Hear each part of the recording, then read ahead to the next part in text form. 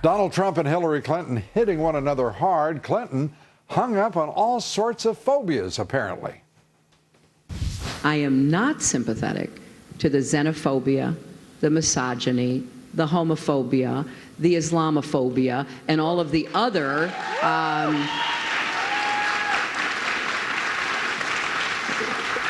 sort of dog whistles that Trump uses. All of the phobias that nobody even knows what she's talking about, to be honest with you. Why doesn't she say it like it is? The lines of people that we have, they're so sick and tired of hearing things like what she is just saying.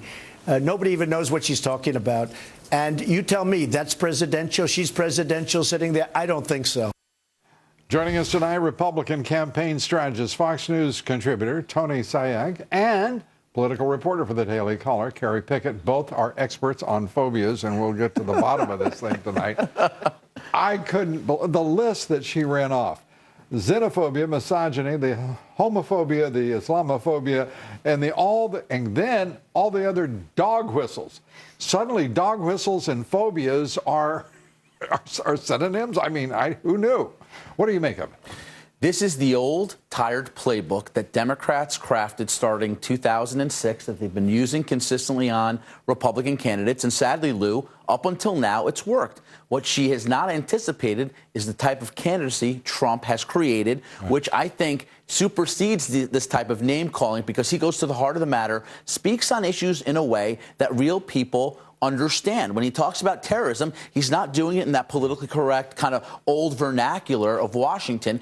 People are sincerely worried. 89% of Americans fear an attack on the homeland. And that would be Islamophobia. Correct. Correct. Well, if you put it in the Hillary category, yes, perhaps. But the point is, he's at least discussing it without the trappings of political correctness, and people are relating to it, which is why he's ahead on those types of issues.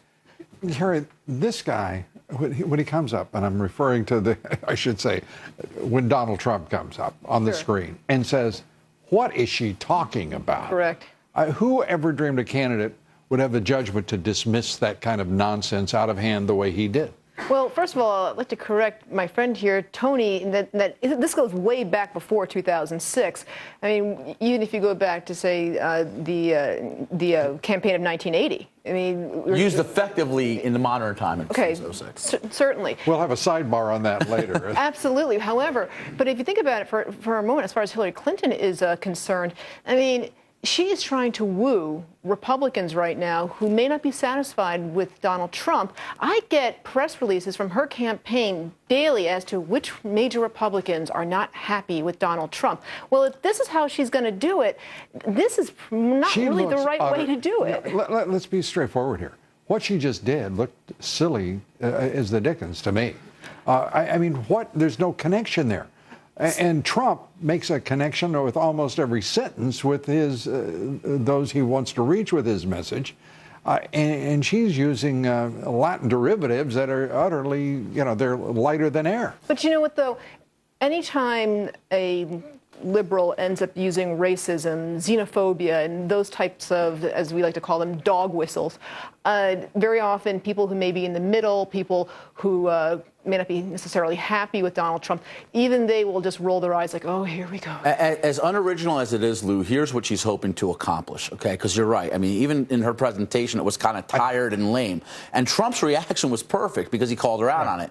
But the problem is you have almost 400 Republican candidates running for some sort of federal office who are not as adept or courageous as Donald Trump to take these types of issues on. So what she's trying to do, and we've seen it in the pressers with Paul Ryan on Capitol Hill, is to get the media to say, hey, Hillary Clinton just said Donald Trump is Islamophobe, and then they create their own cycle based on that. And those folks who you described as somewhat less valiant than, say, Donald Trump, the standard bearer for the party, some of them are running from him. Are you seeing evidence in your campaigns that congressmen, senators are having trouble because of Donald Trump? In certain races, in certain regions, certainly, of course. But I have to tell you, I work in congressional races across the country. Context for it. So, go ahead. Where are those places? What percentage of the races, and how big are those problems? Can you overcome them? And is he attracting attention and positive flow anywhere else. The downside for Trump is generally in suburban districts with female voters where the gender gap is hurting some of our candidates. But there are extended suburban districts. I've seen them even in races we're doing here in the Northeast in New York, where Trump is performing very strongly, and yet you still see some candidates Has he got reluctant. coattails? He will have better coattails than she will.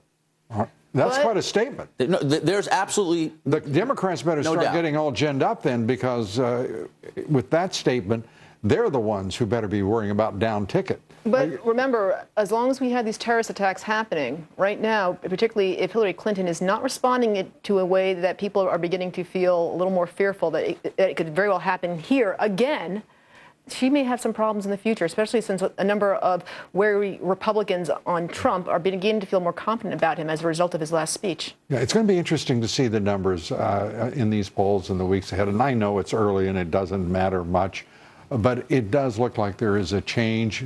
First of all, it's an observable change in the way in which he is communicating and getting his message out.